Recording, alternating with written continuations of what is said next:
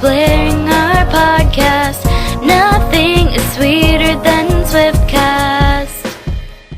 Hey guys, and welcome to episode 94 of Swiftcast. Hey. Hi. Hey. This is Steph. Ashley. Haley. And Ashley. And in case you missed our Grammy episode where we talked with Ashley about her experience attending the Grammys, that was Ashley's first recording with us. She is our social media correspondent, in case you missed that episode. And she's back for another episode, so we're really excited to have her on again. This is so confusing. Two Ashleys, yeah. But Ashley's a good name, so it's just the way it goes.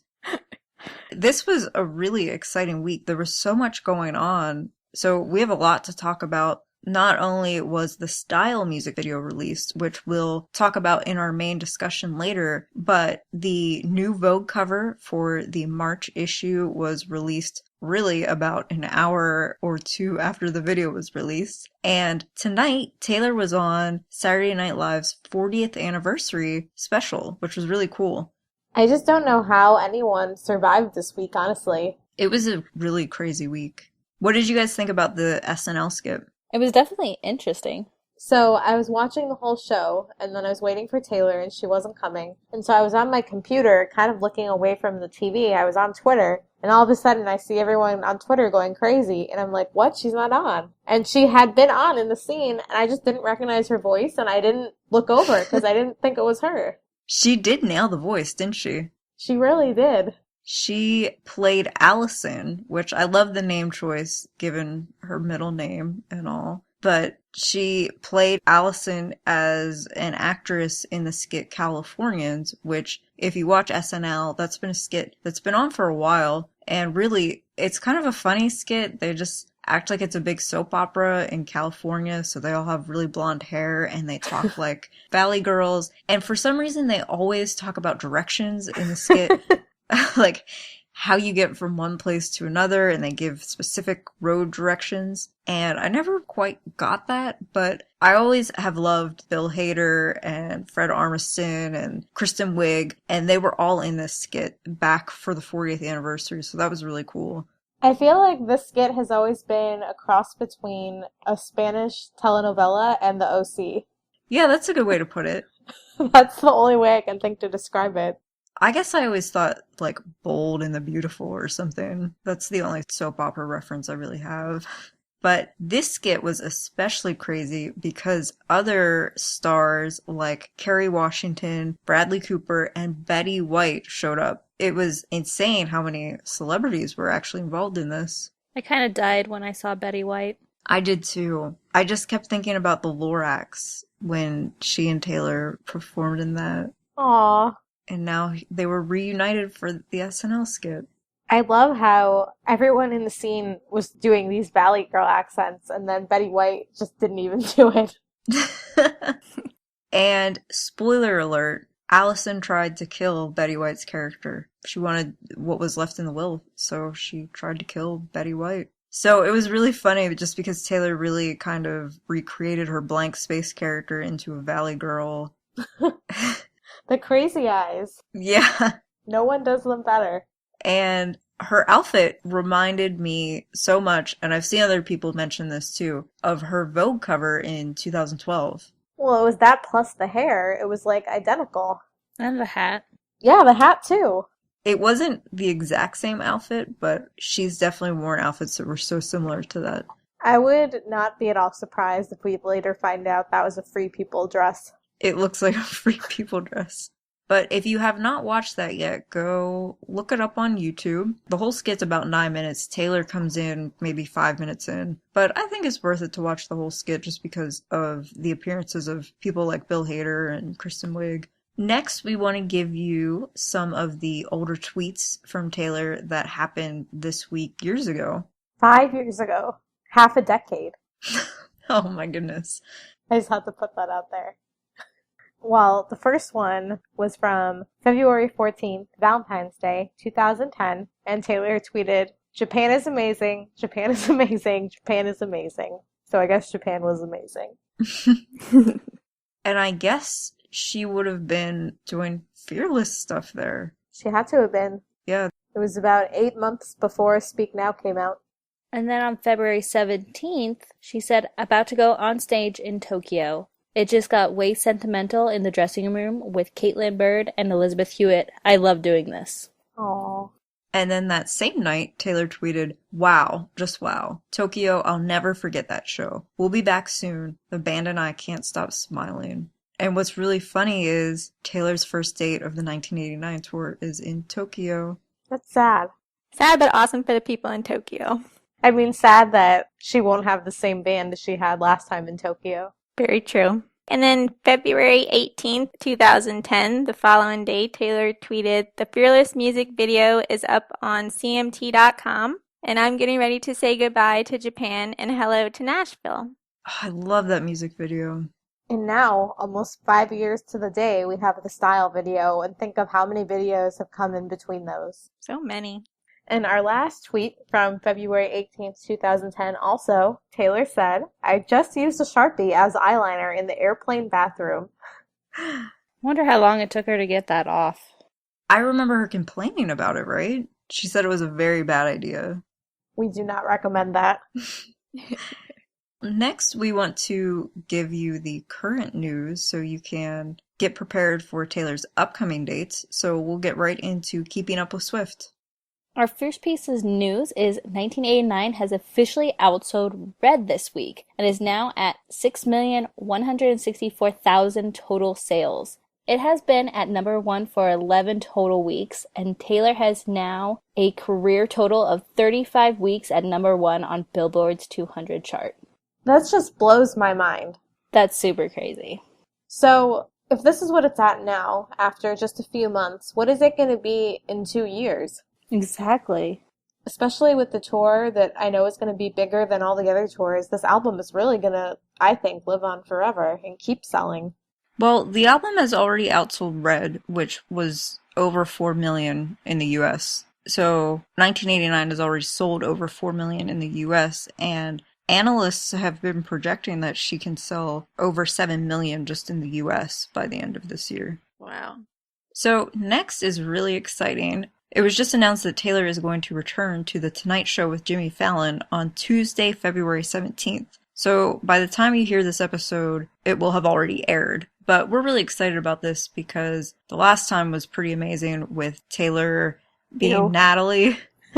And it was right before the announcement of 1989. So I really want to know what she's going to do. I hope she does karaoke. Ooh, that would be fun. Or the lip sync thing, yeah. I'm just a little confused on what she's promoting. Yeah, I thought the same thing.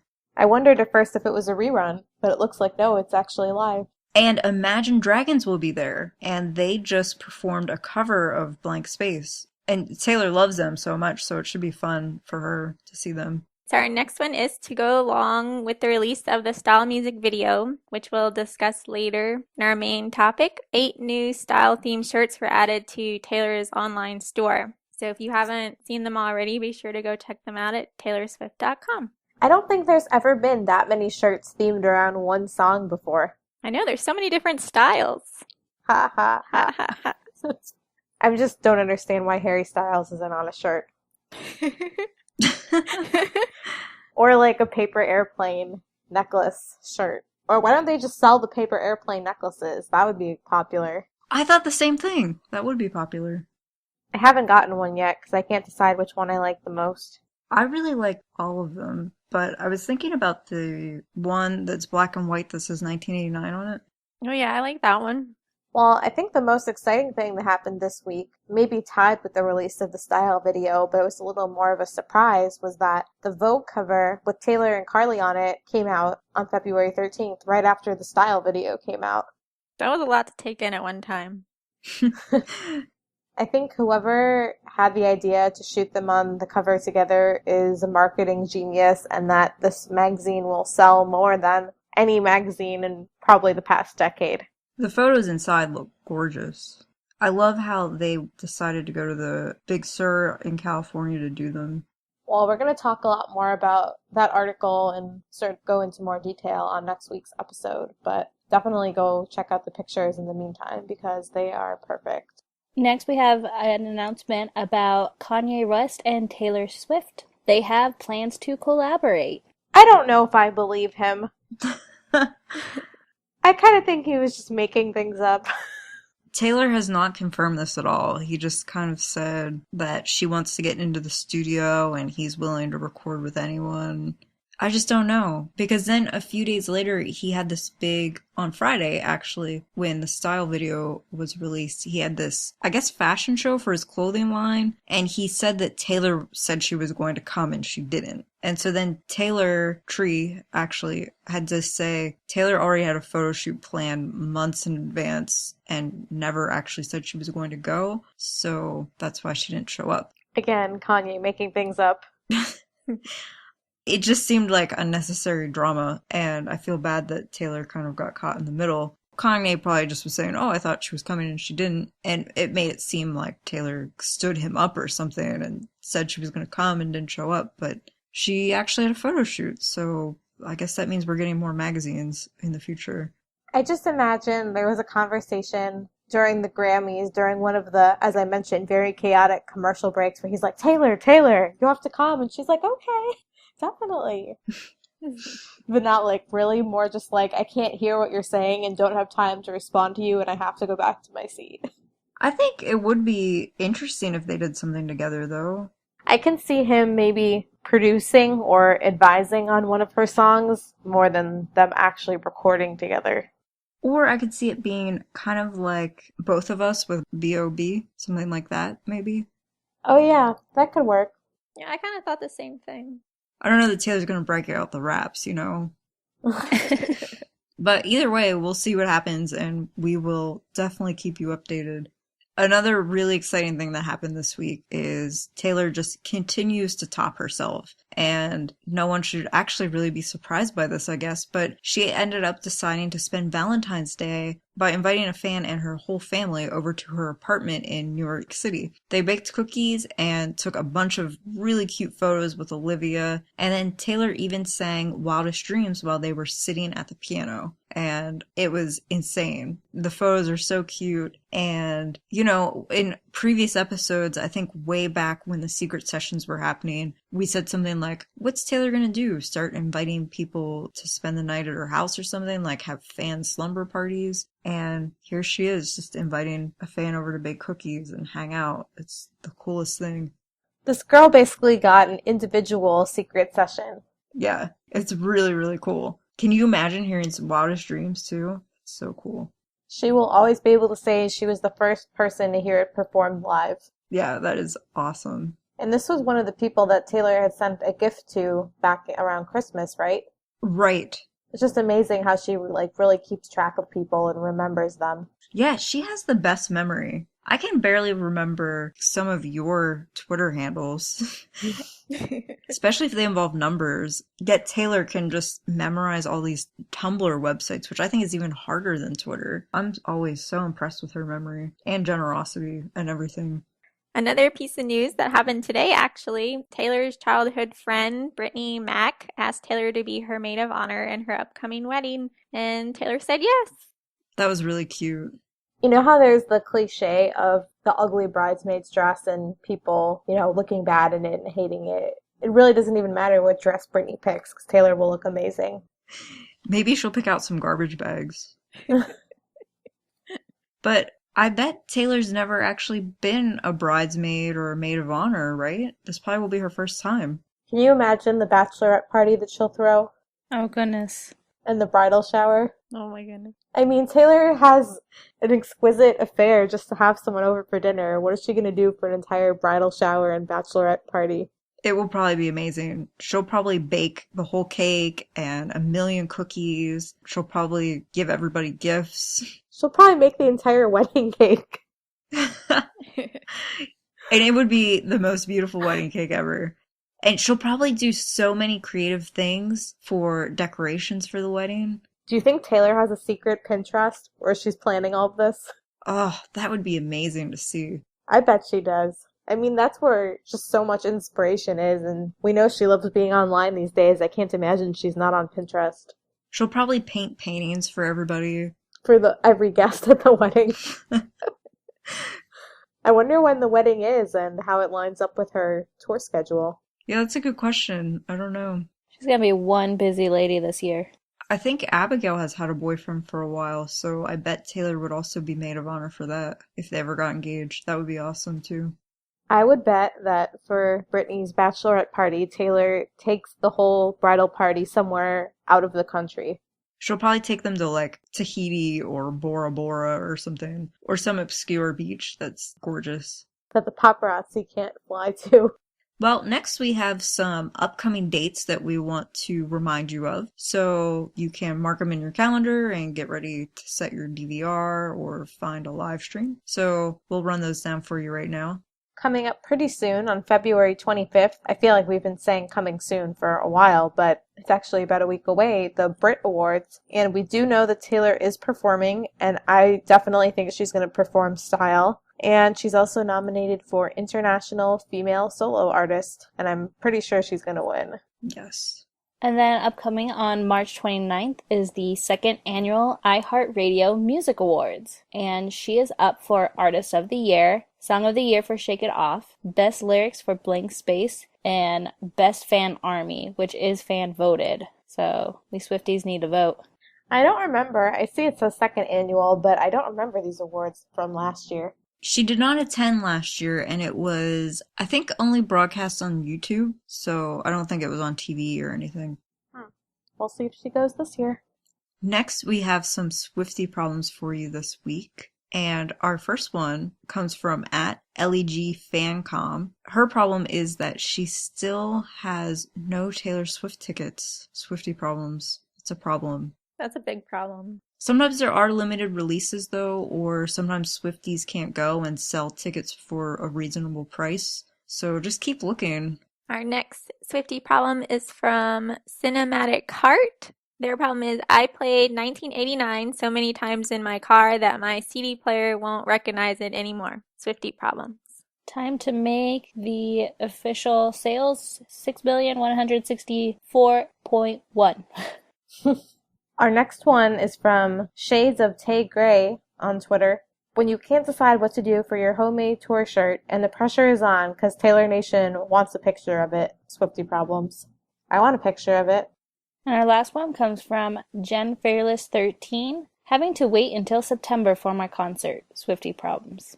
That is so far away. Dude, that's when the Denver concert is, guys. Yeah, but you don't have to wait that long, fortunately. I don't. September's a long ways off, but I think tour will be here before we all know it. So thank you to everyone who submitted Swiftie problems for this week. Keep sending them to us at Swiftcast13. And also, we started a new hashtag that we'd really like submissions for, and it's called Swiftie Success. If you've had Taylor like a photo of yours, or reply to a post of yours, or just any success story that you've had where you're proud of something Taylor related, feel free to share it with us, and we'd love to talk about it on an episode. So just hashtag it Swiftie Success, and we will read it on the next episode. Next, we have some fashion for you. And our first one is actually from the SNL 40th anniversary celebration, which was on February 15th. And Taylor arrived to the event on the red carpet wearing this gorgeous blue cutout mini dress. It is from the Azzaro Spring 2014 collection, and it was a powder blue, crystal accented cutout mini dress. Loved it. A lot of people are noticing that she seems to be a big fan of powder blue lately because she wore that pale blue romper to the Grammy pre-party last week. Yes, and I love blue so much, and I love blue on her, so I'm excited about this. For some reason in my head I also just got a picture of the, still don't know what to call it, but it was blue that she wore to the VMAs. Oh yeah, the blue, it was sort of like a romper, right? I think we called it a romper leotard. Yeah, with the alphabet on it. It was very confusing. Of all these light blue outfits, I definitely like the one tonight the most. Yeah, I really like this one. Also from February 15th, which was earlier in the day, Taylor was seen leaving her apartment in New York wearing a Dolce & Gabbana mini Sicily tote, which unfortunately is out of stock. And hey guys, I just ended up looking up to see what the dress Taylor wore on the California skit is, and it is a Free People dress, and it's called the Bridget print dress. I was right. You were totally right, and it's $88. I bet you they told Taylor, wear something beachy, and she just grabbed it from her closet in LA and brought it. And she also wore it with a rag and bone hat and an Isabel Merritt vest and a rag and bone booties. That's what she wears all the time. Mm-hmm. She totally brought her own wardrobe. I give her props. That's awesome, though. Well, on Valentine's Day, February 14th, when Taylor was hanging out with her fan, Sophie, at her apartment, she had on such a cute outfit for Valentine's Day. I want every piece of this outfit. She had the Wild Fox Romantic Party V-neck sweater, which is $150. And when I first saw some of the pictures, I only saw part of the word romantic, and I really wanted it to say New Romantics on it. Me too. And that should be merch in the store. I thought the same thing. If we can have 8 shirts for style, we can have one for New Romantics. And so then Taylor and Sophie wore these adorable matching flower crowns, which are the Daphne of New York Bed of Roses crown in pink, which you can get for $50. And they were just so ridiculously cute together. I really want a flower crown. Actually, I think another reason I really liked it is because it reminded me of Kate Vogel, because she's a huge fan of those crowns and she wears them on a lot of her album artwork, and she even got married wearing one of those instead of a veil. Aww. But I really like these that Taylor picked out. And then finally, my favorite part of this outfit was an accessory we haven't seen in a while. Taylor had her 13 necklace on, which is the gold version of it from the British jewelry store Laura Gravestock. And she wore this once or twice last year, and then we never saw it again. And I got one, and then it seemed like as soon as I got one, she never wore it again. Yeah, I love that necklace. I just think it's cool that she still holds 13 as a significant number. So it's always good to see her using it. I'm impressed that she can even keep track of pieces of jewelry when she has so much. Maybe that's why she hasn't worn it till now. She just found it. Maybe it was in LA. She just now grabbed it. And then out and about on February 13th, she was wearing a Ralph Lauren Garrett Camel felt toggle coat, which is sold out, but it was $1,328. And she wore that with a Cambridge Satchel Company twist lock satchel, which was 149 euros. And that is in a black-brown color. Next, before we get into our main discussion about the style music video, we want to give you a few of the fashion pieces from the video. There were a lot of different outfits, but so far 3 have been located. The first one is actually the Urban Outfitters gingham collar dress. It's really cute. It's blue and white checkered with a cute Peter Pan collar. Unfortunately, it's sold out. Taylor wore this way back in August when she was spotted in Central Park, kind of hanging out on a bench, and there were people actually sitting by her, just like Really oblivious people. completely oblivious.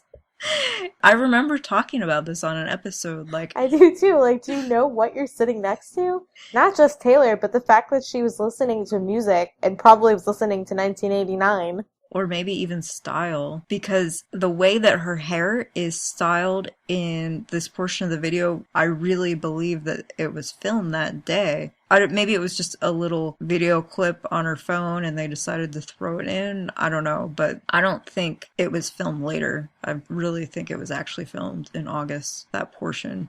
Our next piece from the style music video is Taylor wore a ModCloth staple of your style dress, which y'all may know from she also wore when she visited the Boston Children's Hospital back in August. And unfortunately, the dress is no longer available.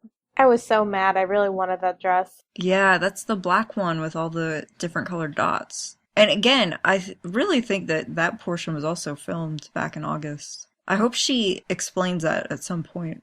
I feel like, obviously, because the song talks about style and the comparison she made of fashion and relationships, maybe she just filmed little short clips here and there just to capture her style over the summer, and then wasn't really sure what the video would be, but then found a way to incorporate it. Oh, that's a good theory. Well, the last item that was tracked down from the video was the Dawn Fitzgerald dress, which is available for $395. And this is the dress that she wore while she was kind of in the woods during that portion of the video. But the hilarious thing about this dress is Taylor pulled a Taylor again. She wore the dress backwards. So Tay Swift Style pointed it out on her blog, and Taylor's actually done this before with a shirt that she wore to a Knicks basketball game, and then a different shirt that she wore over the summer that was just black and white striped. I think it's cute. Taylor makes shirts and dresses look better when she wears them backwards anyways, so... Yeah, I'm looking at the dress, and I feel like for Taylor and her style, it's pretty low cut in the front. Yeah, it looks much better as an open back than such a low cut in the front. If you haven't seen that, go check it out at tayswiftstyle.com. Thank you to her for finding these outfits, and you can go to her website and see all these pictures and links. Next, we're going to actually talk about the Style music video. This video was actually directed by Jamie King's husband, which I thought was really cool. I don't know how it came about, but I just think it's cool that Taylor's friend's husband actually helped out with this. And like I mentioned earlier, I really am interested to know when everything was filmed, whether it was maybe even before Blank Space or whether it was recently. But the whole video is just a very artistic, different format for Taylor, I think. It has really deep concepts in it. I definitely think this video was very artistic from the videos that she's done before and just very out of the box, sort of. I really liked it. Well, I think we can all agree that it definitely did not meet any of our expectations.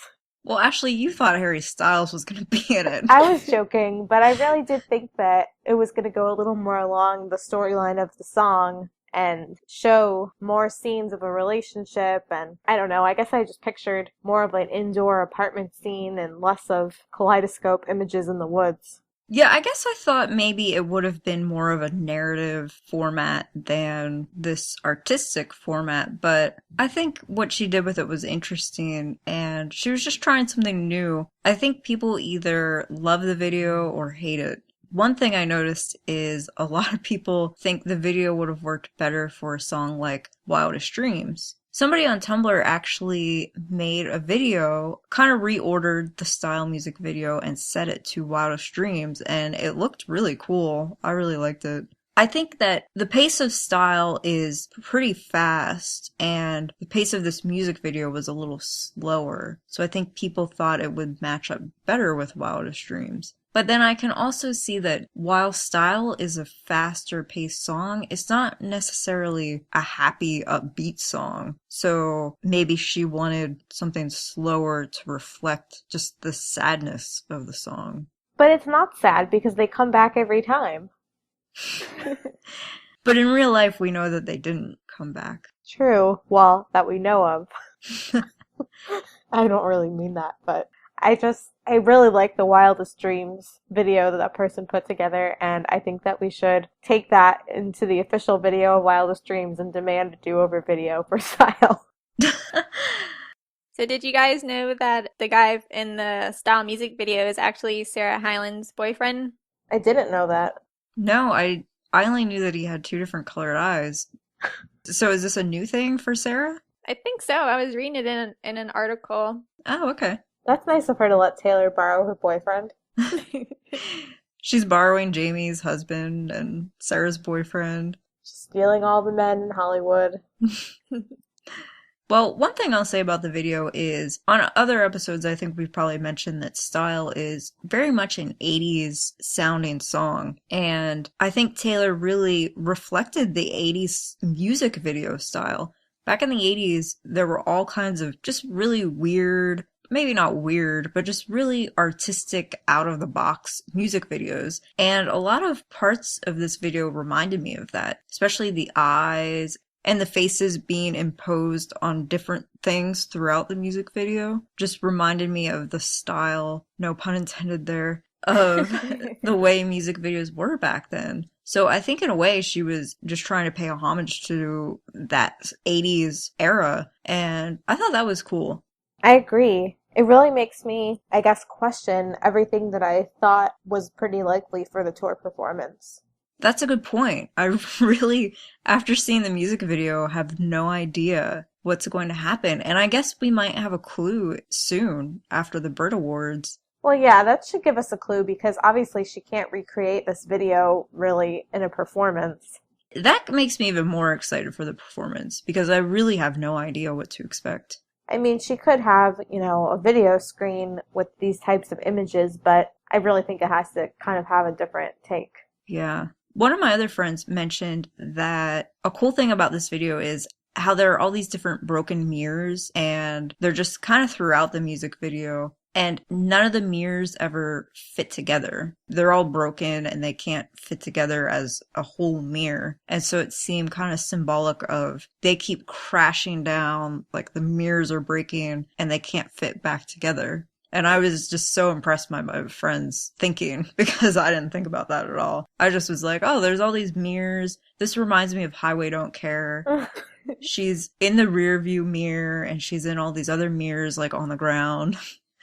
But yeah, other people are really interpreting this music video to deep levels, and I'm impressed. Well, I think one symbol in the video that requires a little bit less interpretation is the paper airplane necklace that she dangles in the beginning. Yes. I love that part the most out of it all. It was like a nice, subtle nod. I didn't really think it was that subtle.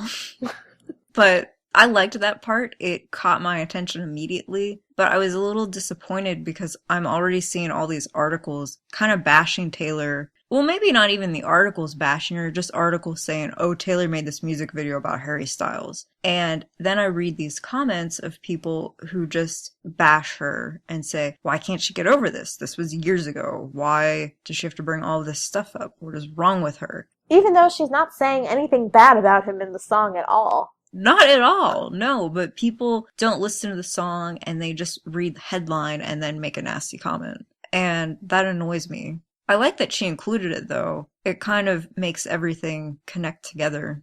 I agree, but I also think that had she not included it, there still would have been no question that the song was about Harry. We've known this since before the album even came out.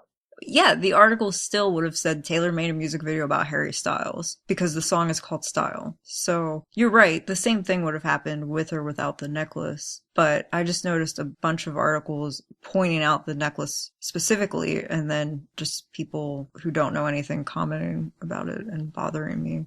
Well, my friend Megan, who's a huge One Direction fan and loves Harry to death, she didn't catch the necklace at first. So when she watched it again and saw it, she was freaking out all day. And she was like, I can't believe it. I love that she did that. So I think it goes hand in hand. Some people are going to love it and some people are going to hate it. But for the people who love it, I think it outweighs everything else.